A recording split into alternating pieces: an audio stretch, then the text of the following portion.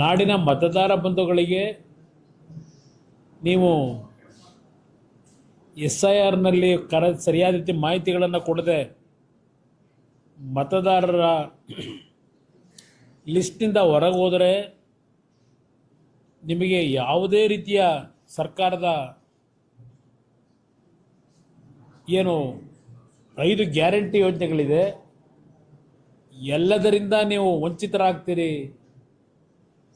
ಈ ಒಂದು ದೊಡ್ಡ ಪ್ರಚಾರದ ಮುಖಾಂತರ ಮುಖ್ಯಮಂತ್ರಿಗಳು ನಾಡಿನ ಜನತೆಗೆ ಜಾಗೃತಿ ಮೂಡಿಸ್ತಕ್ಕಂಥ ಕೆಲಸ ಮಾಡದಂಥ ಹಿನ್ನೆಲೆ ಇರಬೇಕು. ಬಹುಶಃ ಪ್ರತಿನಿತ್ಯ ಆ ಕಾಂಗ್ರೆಸ್ನ ಅಧ್ಯಕ್ಷರು, ಕಾಂಗ್ರೆಸ್ನ ಮುಖಂಡರುಗಳು SIRನ ಒಂದು ವಿಷಯದಲ್ಲಿ ಅತ್ಯಂತ ಕಟುವಾದ ಪದಗಳಿಂದ ಮಾತನಾಡ್ತಕ್ಕಂಥದ್ದೇನಿದೆ ಬೇರೆ ರಾಜ್ಯಗಳಲ್ಲಾಗಿರ್ತಕ್ಕಂಥದ್ದು. ಇವತ್ತು ಮುಖ್ಯಮಂತ್ರಿಗಳ ಪ್ರೇರಣೆ ಇರಬೇಕು ಅಂತ ಕಾಣಿಸ್ತದೆ ಅಂತ ಅದಕ್ಕೆ ಹೇಳಿದೆ. ರಾಮನಗರದಲ್ಲಿ ಈ BLOಗಳು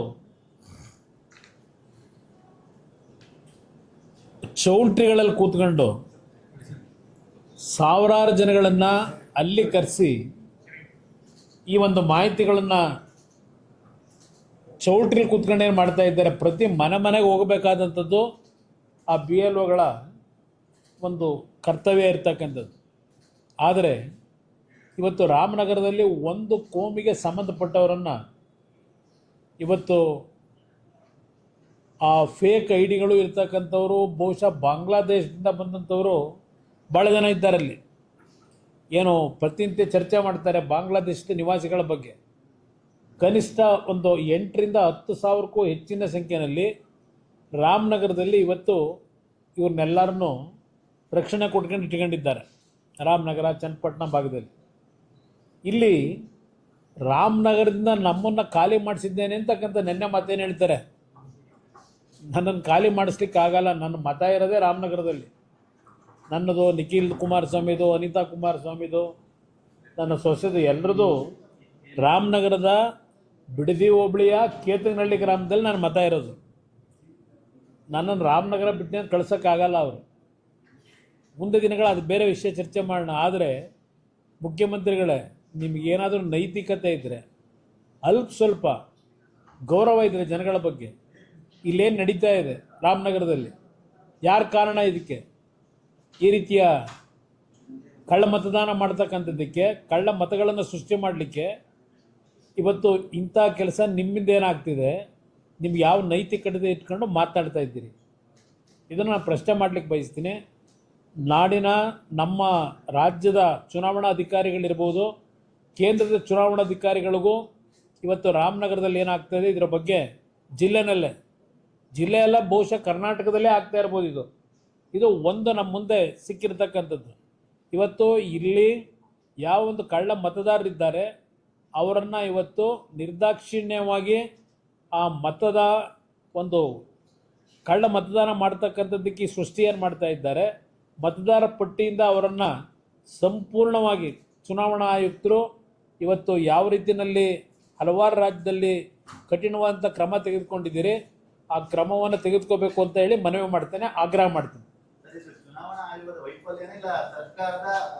ಇಲ್ಲ, ಸರ್ಕಾರದ ದುರ್ಬಳಕೆ ಇದು. ಇಲ್ಲಿ ಚುನಾವಣಾ ಆಯೋಗದ ದುರ್ಬಳಕೆ ಅಲ್ಲ. ಇಲ್ಲಿ ಇರ್ತಕ್ಕಂಥವರು ಈ SIRನ ಏನೋ ಒಂದು BLOಗಳೇನಿದ್ದಾರೆ ಈ ಕೆಲಸವನ್ನು ನಿರ್ವಹಣೆ ಮಾಡ್ತಾ ಇರತಕ್ಕಂಥದ್ದು ರಾಜ್ಯದ ಅಧಿಕಾರಿಗಳು, ರಾಜ್ಯ ಸರ್ಕಾರದ ಅಧಿಕಾರಿಗಳು ಕೆಲಸ ಮಾಡ್ತಾ ಇರೋದು. ಇದಕ್ಕೆ ಪ್ರೇರೇಪಣೆ ಈ ರಾಜ್ಯದ ಮುಖ್ಯಮಂತ್ರಿ, ಇವತ್ತು ಅವರು ಪ್ರೇರೇಪಣೆ ಅಂತಕ್ಕಂಥದ್ದು ನನ್ನ ಅಭಿಪ್ರಾಯ. ಅದರಿಂದ ಇವತ್ತು ಚುನಾವಣಾ ಆಯೋಗ ಗಮನ ಹರಿಸಬೇಕು ಈ ವಿಷಯದಲ್ಲಿ. ತಕ್ಷಣ ಇದು ಕ್ರಮ ತೆಗೆದುಕೊಂಡು ಅತ್ಯಂತ ಸೂಕ್ತವಾದ ರೀತಿಯಲ್ಲಿ ಇದು ಪ್ರಾಮಾಣಿಕತೆಯಿಂದ ಇವತ್ತು SIRನ ಪ್ರಕರಣ ಇವತ್ತೇನು ಪ್ರಕ್ರಿಯೆ ನಡೀಬೇಕಾಗಿದೆ ಅದು ನಡೀಬೇಕು ಅಂತಕ್ಕಂಥದ್ದನ್ನು ಮನವಿ ಮಾಡ್ತೇನೆ.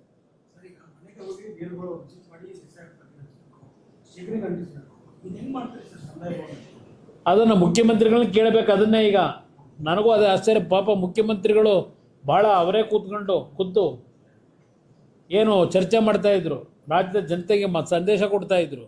ಇವತ್ತು ಜಿಲ್ಲಾಧಿಕಾರಿ ಏನು ಮಾಡ್ತಾ ಇದ್ದಾರೆ? ಜಿಲ್ಲಾಧಿಕಾರಿನ ಇದೇ ಕೆಲಸಕ್ಕೆ ಬಿಟ್ಕೊಂಡಿದ್ದಾರೆ ಅಲ್ಲಿ. ಅವ್ರ ಮೇಲೂ ಕ್ರಮ ತೆಗೆದುಕೋಬೇಕು ಅಂತಕ್ಕಂಥದ್ದು ನಾನು ಆಗ್ರಹ ಮಾಡ್ತೀನಿ. ಈ ಸಂದರ್ಭದಲ್ಲಿ ಜಿಲ್ಲಾಧಿಕಾರಿಗಳನ್ನು ಒಳಗೊಂಡಂತೆ ರಾಜ್ಯ ಸರ್ಕಾರದ ಅಧಿಕಾರಿಗಳು ಬಹುಶಃ ಇದು ಬರೀ ರಾಮನಗರದಲ್ಲ, ಇಡೀ ರಾಜ್ಯದಲ್ಲಿ ಈ ಪಿತೂರಿ ಈ ರೀತಿಯ ಅಕ್ರಮ ಮತದಾರರ ಪಟ್ಟಿಯನ್ನು ಇವತ್ತು ಮಾಡ್ತಕ್ಕಂಥವ್ರ ಮುಖಾಂತರ ಪಾಪ 2028ಕ್ಕೂ ಮುಖ್ಯಮಂತ್ರಿ ಆಗಲಿ ಕನಸು ಕಾಣ್ತಾ ಇದ್ದಾರೆ ಅನ್ನೋದು ನನ್ನ ಅಭಿಪ್ರಾಯ. ನಾನು ಚುನಾವಣಾ ಆಯೋಗಕ್ಕೂ ಇದ್ರ ಬಗ್ಗೆ ಪತ್ರವನ್ನು ಬರೀತೀನಿ. ಅದರ ಜೊತೆಗೆ ಗೃಹ ಸಚಿವರ ಗಮನಕ್ಕೂ ಇದನ್ನು ತರೋದ್ರ ಮುಖಾಂತರ ಇವತ್ತು ಈ ರೀತಿ ಕರ್ನಾಟಕದಲ್ಲಿ ಈ ಒಂದು ಅಧಿಕಾರವನ್ನು ದುರ್ಬಳಕೆ ಮಾಡಿ ಪಶ್ಚಿಮ ಬಂಗಾಳದಲ್ಲಿ ಆಗಿರತಕ್ಕಂಥ ರೀತಿಯಲ್ಲೇ ಇಲ್ಲೂ ಇವತ್ತು ಈ ಅಕ್ರಮ ಏನು ಮಾಡಲಿಕ್ಕೆ ಹೊರಟಿದ್ದಾರೆ. ಇದನ್ನು ನಾನು ಕೇಂದ್ರದ ಚುನಾವಣಾ ಆಯುಕ್ತರಿಗೂ ಗಮನಕ್ಕೆ ತರ್ತೇನೆ. ಅದರ ಜೊತೆಗೆ ಕೇಂದ್ರ ಸರ್ಕಾರದ ಗೃಹ ಮಂತ್ರಿಗಳಿಗೂ ಈ ವಿಷಯವನ್ನು ನಾನು ತರಬೇಕು ಅಂತ ಇದ್ದೇನೆ.